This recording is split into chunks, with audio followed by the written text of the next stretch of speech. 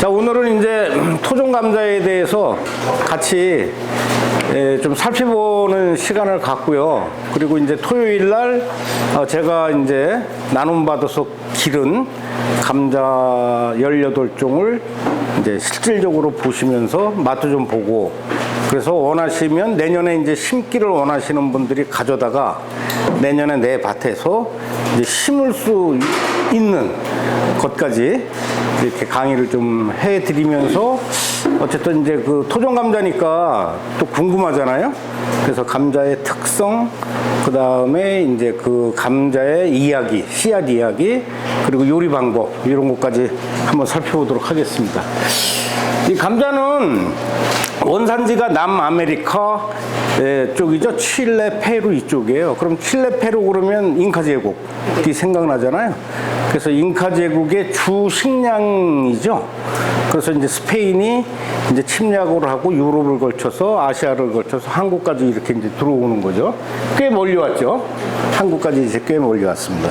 그 칠레, 페루, 그 안데스 산맥 쪽에 감자가 이제 재배가 시작이 됐고, 원산지가 그쪽이고, 잉카 제국의 사람들이 주식으로 먹었고, 그것이 한국까지 이제 들어왔다라는 내용이고요. 그 칠레가 이제 산에 있는 동네잖아요. 지대가 높죠. 그러면 이제 우리나라에서도 감자 농사를 강원도에서 하는 것도 거기가 해발 700m이기 때문에 칠레하고 이제 기후가 비슷하기 때문에 그러는 거거든요. 그래서 감자를 칠레 사람들이 잉카 제국에서 저장을 1년 365일 잘 할 수가 없잖아요. 생감자를. 지금 뭐는 저온 창고에 전기를 이용해 가지고 저장해서 온도를 맞춰서 먹는데, 저 1400년도 1500년도에는 저장 시설이 없었기 때문에 생감자를 1년 내내 먹을 수는 없었다. 그래서 이제 저 사람들이 감자를 주식으로 해서 먹었는데 가루를 내서 먹었던 거예요. 가루를 내서. 우리도 가루를 내서 감자 전분을 내서 먹기도 하죠. 그게 이제 잉카 제국의 문화가 한국까지 전파가 된 거라고 보셔요. 그래서 이제 저쪽이 산낙지대이기 때문에 겨울에는 영하로 떨어지고 낮에는 영상으로 올라가고 그러거든요. 그래서 감자를 산 중턱에다가 펼쳐놔요. 칠레 사람들이, 잉카 사람들이. 그러면 겨울에 얼겠죠.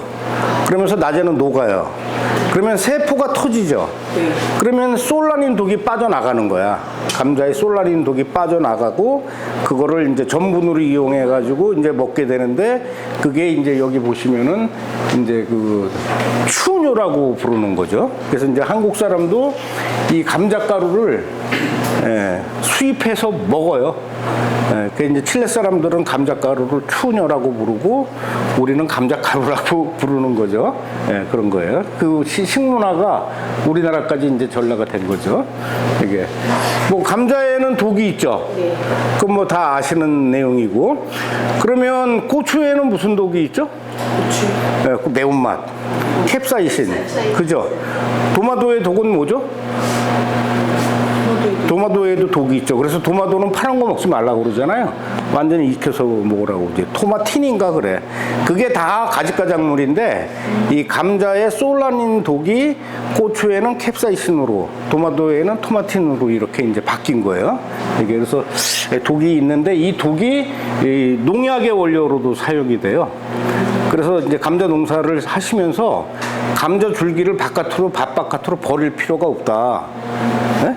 밭에 이렇게 수확한 거를 덮어주면은 그죠? 농약 효과가 있단 말이죠. 그래서 이제 화학적으로 이 솔라닌 독을 잘 정제해서 천연 농약을 만들어서 팔기도 하고 그럽니다. 그래서 이제 우리가 도시농부들은 호미로 농사를 하니까 감자를 수확할 때 이렇게 수그려서 감자를 캐잖아요. 대단히 농사를 하는 사람은 기계로 하니까, 기계로 감자를 수확하니까 감자 한 포기 한 포기를 구경할 일이 없죠. 그래서 우리가 호미로 캘 때 유난히 감자밭에 벌레가 죽은 것들을 많이 보실 수 있어. 그게 감자 잎에 솔라닌 독, 맹독성 독을 벌레가 먹고, 피티균이지, 피티균. 위장장애를 일으켜서 굶어 죽은 벌레들이 많이 나오는 거를 이제 우리가 볼 수 있어요. 이게 이제 그런 얘기고요. 어쨌든 생감자 10kg를 한 번에 먹으면 솔라닌에 중독돼서 사람이 위장장애가 일어나거나 병원에 실려가거나 심한 경우엔 죽을 수 있는데 한 번에 10kg 생감자를 먹기는 어렵죠. 예, 근데 이제 어쨌든 감자에 있는 솔라닌 독을 생감자를 먹건 쪄 먹건 껍질을 벗기지 않고 이렇게 먹게 되면은 이제 뭐 입안이 얼얼하다든가 소화가 안 된다든가 이런 증상이 나타나는데 한두 개 정도 먹으면 큰 문제는 없어요. 그래서 이제 파랗게 햇빛을 받아서 변하면은 껍질을 좀 깊게 까서 이렇게 잡수시면 되고, 줄기하고 잎에는 솔라닌 독이 많고요. 감자가 퍼렇게 되기 전까지는 독이 별로 없어요. 많지는 않아요. 근데 이제 햇빛을 받으면 광합성 작용을 하면서 솔라닌 독이 많이 생기니까 퍼렇게 된 감자는 좀 깊게, 눈도 좀 깊게 이렇게 파서 잡수시면 되는데, 아린 맛은 감자의 맛이에요. 네, 별개예요. 감자 자체에 아린 맛이 있는 거죠. 네, 솔라닌이 아린 맛이다 그건 아닌 거죠. 네, 그런 얘기예요. 이게 그래서 이렇게 이제 옛날부터 먹을 거 없었던, 옛날에도 조상님들이 감자의 껍질과 눈은 깊게 돌여서 먹었던 지혜가 이제 있는 거죠. 왜냐하면 뭐 먹을 게 없으니까는 아예 한두 개는 괜찮다니까. 한 10kg 정도 먹으면 그렇지. 10개까지는 괜찮아요. 큰 문제는 없어요. 이게 이제 어디죠? 아일랜드죠? 그럼 이제 잉글랜드가 아일랜드를 침략을 하잖아요. 식민지를 만들었어요. 그런데 아일랜드 사람들도 밀을 주식으로 먹었어. 침략 당하기 전에는. 근데 영국 사람도 밀을 먹었어요. 그래서 이제 이 영국이 아일랜드를 침략을 하면서 밀을 다 영국으로 가져가요. 그러면 아일랜드 사람들은 뭘 먹냐 하면 영국에서 감자를 준 거야, 감자. 근데 한 품종의 감자를 줬어. 근데 요 무렵에, 1800년도 요 무렵에 소빙하기가 들어와요. 그래서 아일랜드를 포함해서 전 세계에 기근이 일어나거든요.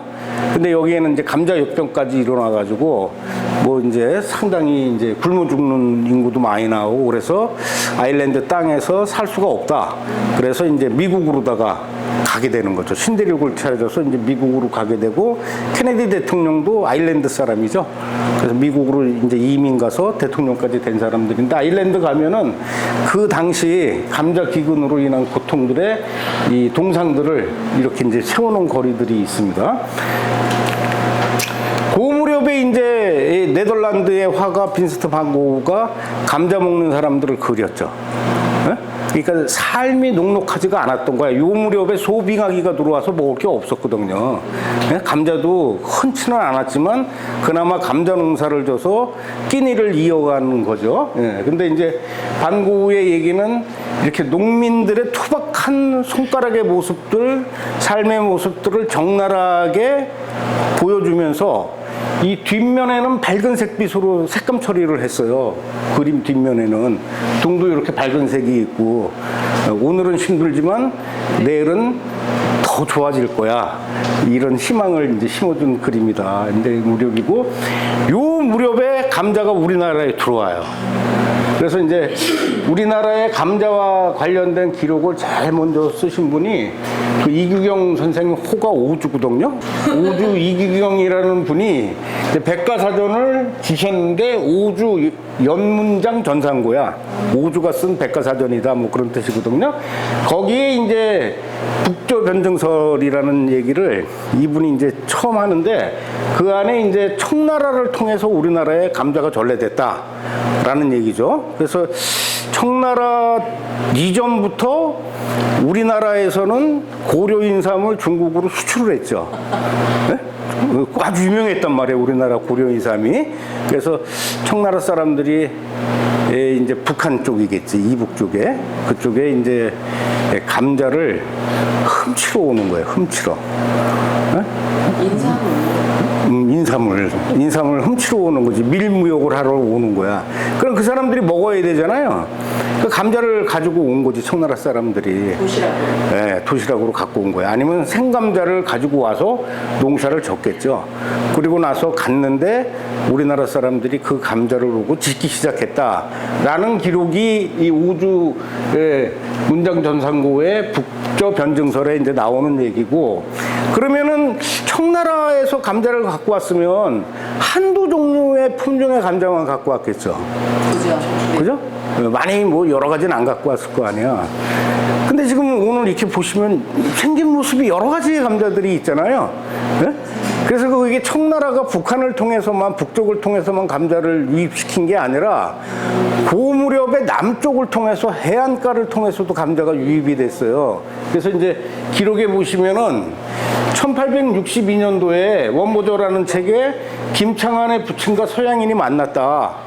네? 그런 얘기도 있고요. 그 다음에 1832년에는 영국 사람이 전라도 해안에 표류가 된 거야. 그러니까 이제 이 배를 타고 다니면 배에서 뭐를 먹죠? 그렇죠. 감자를 먹어야죠.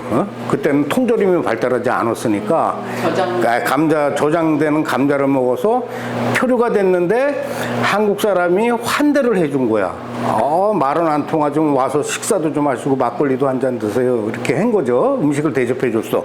그러니까 이분들이 뭔가를 보답해야 되는데 줄 거는 먹다 남은 감자밖에 없으니까 감자를 드린 거예요. 그래서 이 1800년도 중기 무렵에 북쪽과 남쪽에서 다양한 루트를 통해서 감자가 보급이 된 거죠. 그러니까 여러 종류의 감자가 그 시점 무렵에 이렇게 보급이 됐다. 이제 그렇게 이해가 되고, 그것이 이제 토종 감자로다가 전래돼서 계승돼서 지금까지 이제 신고 있는 거 아니냐. 요렇게 이제 추측이 될 수가 있죠. 이건 무슨 꽃이죠? 돼지 감자꽃이죠. 그러면 이제 뚱딴지라고 그러는 거 아니에요, 저게. 그러면 돼지 감자는 감자일까요? 뚱딴지는 감자가 아니죠. 감자가 아니죠. 뚱딴지는 감자가 아니다. 돼지나 먹는 감자다, 옛날에 그렇게 불렀던 거지. 요즘엔 당뇨약으로 유명해져서 지금 먹기는 하죠. 요거는 이제 분홍색의 감자꽃인데, 요건 분홍 감자예요. 분홍 감자. 이게 좀 길쭉하면서 속은 노랗고 분홍 감자. 포실할까요? 쫀득할까요? 느낌상 포실할 것 같죠? 쫀득한 감자예요. 분홍 감자. 그리고 요거는 이제 우리가 조금 전에 먹었던 자주감자. 요건 자주감자죠. 저 자주감자를 옛날 어른들이 돼지감자라고 불렀어요. 돼지감자라고. 근데 이제 자주감자는 겉은 자주색인데 속은 하얀색이거든요. 근데 춘천에 자주감자가 있는데 그 춘천 재래 자주감자의 속은 노란색이에요. 그래서 자주감자 중에서 제일 맛있는 건 춘천 자주감자가 제일 맛있다. 아린 맛도 좀 덜하고 단맛이 좋다. 이제 그런 얘기도 있습니다. 그래서 돼지감자, 자주감자의 꽃도 분홍색, 자주색이죠. 자주색 빛이 비치고요. 비치고 자연감자 많이 심으셨죠, 올해. 겉도 자주색이고 속도 자주색이잖아요. 그렇게 겉도 자주색, 속도 자주색인 토종감자를 속자주감자라고 부르거든요. 이 속자주감자의 꽃이 꽃잎은 하얀색인데, 요 이제 숫꽃이라고 그러나? 숫꽃은 아주 진한 자주색이 나와요. 진자주색이 나와. 그래서 요렇게 아주 독특하게 생긴 감자꽃이 피고, 그거를 묵밭 두지감자라고도 불러요. 그럼 이제 묵밭은 뭐냐 하면, 묵밭이 뭐죠? 묵은 밭, 그렇지. 그러면 두지는 묵밭 두지감자. 돼지의 뭐 경상 강원도 사투리 정도 되겠지. 묵은 밭에 돼지감자다. 뭐 그렇게도 불러요, 우리나라 말에. 묵은 밭에 돼지감자. 사투리가 이제 두지가 돼지의 사투리다, 이렇게 이해하시면 될 것 같아요. 그리고 요거는 이제 저 서울 친구분 오셨는데, 요게 청춘감자죠. 청춘감자 꽃은 이렇게 생겼고, 요건 일본 감자예요. 그래서 일본 감자의 꽃은 분홍 감자임에도 불구하고 꽃 색깔이 좀 독특해요. 그래서 줄기도 보라색이 나오죠. 자주색이 나오고. 그래서 토종 감자는 몇 가지일까? 요거는 페루 지역의 토종 감자예요. 원산지 토종 감자야. 근데 이거 신기하게 생겼지만요. 이거로 요리를 해 먹으려면 감자 이거 다듬기 무척 힘들겠죠. 눈이 많아서. 그러니까 이제 감자가 개량돼서 지금 우리가 먹는 수미 감자나 두백 감자 뭐 이런 것들은 손질하기가 좋게끔 개량되고 또 대량으로 납품을 시키잖아요. 학교나 군대 이런데 예? 제빵회사, 제과회사에 대량으로 하잖아요. 감자가 울퉁불퉁하고 그러면 안 받아줘요. 네, 손질하기가 나빠서 안 받아준다고. 그래서 이제 지금은 획일적인 감자들이 씨앗으로 나오고 그것만 심게 돼서 이제 토종 감자가 사라지게 되는 배경이 되기도 하죠. 토종 감자가 우리나라에서만 토종이 나는 거예요? 우리나라 감자? 그 칠레에 있는 감자가 그거의 토종인 거예요? 유통이 이렇게 지역을 걸쳐서 외국에서 이렇게 들어왔잖아요. 네. 그래서 우리나라의 기후와 풍토에 맞게끔 오랫동안 한 지역에서 이제 길러와서 그걸 토종이라고 부르는 거죠. 단군 할아버지 때부터 먹어서 토종이 아니라 이렇게 들어와서 오랜 시간, 오랜 세월 길러줬다. 대를 이어서 그걸 심어서 길러왔다. 그걸 이제 토종이라고 부르는 거죠. 그러니까 이거는 이제 뭐 방사능이나 또는 유전자 조작이나 뭐 이제 그런 건 아닌 거죠. 그럼 이제 신품종 감자를 지금 저 어느 대학교의 교수님이 계속 육종을 하시잖아요. 그럼 그가 뭔가에 술수를 쓰는 거지. 뭐 이렇게 꽃을 피워서 이렇게 교배 육종 하시기도 하지만은 그죠? 뭔가 이제 유전자를 건드린다든가 또는 뭐 그죠? 그래서 미국에서 유전자 조작 감자를 한국에서 뭐 수입한다 어쩐다 그래갖고 시민사회에서 막 문제가 일어나기도 했죠. 그렇게 유전자에 손을 대는 것들은 오랜 세월 길렀다고 그래서 토종이라고 할 수가 없는 거죠. 그러니까 토종의 전제적인 조건은 오랜 세월 동안 꽃을 피워서 교배는 시킬 수 있지만 신품종으로 만들어낼 수 있지만 근원적으로 갖고 있는 생명의 본질을 인위적인 조작을 시키는 것은 아니다. 이렇게 보시면 돼요. 그래서 유전자가 변형되어 있는 감자나 다른 작물들이 100년 길러졌다고 그래서 그건 토종이라고 부르기에는 그렇다. 이렇게 보시면 돼요.